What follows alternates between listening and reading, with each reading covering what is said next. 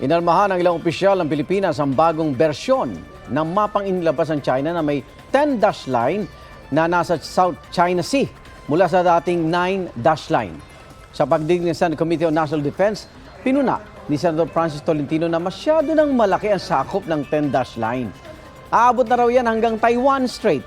Ayon kay retired Senior Associate Justice Antonio Carpio, posibleng indikasyon yan na muling idinidi ng China na bahagi ng kanilang teritoryo ang Taiwan.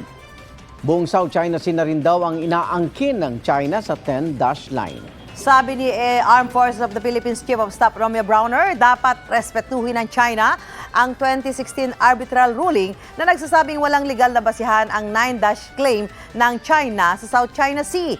Ang National Security Council at National Task Force on the West Philippine Sea naman, pinapaklaro sa Chinese government ang bagong mapa.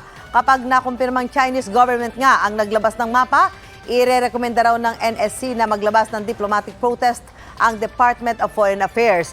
Nagprotesta rin ng India dahil inaangkin din umano ng China ang bahagi ng kanilang teritoryo sa Himalayas. Wala pang pahayag ang Chinese Embassy tungkol sa bagong mapa. Mauna ka sa mga balita, bisitahin at mag-subscribe sa GMA Integrated News sa YouTube. Sa mga kapuso abroad, samahan nyo kami sa GMA Pinoy TV at sa www.gmanews.tv.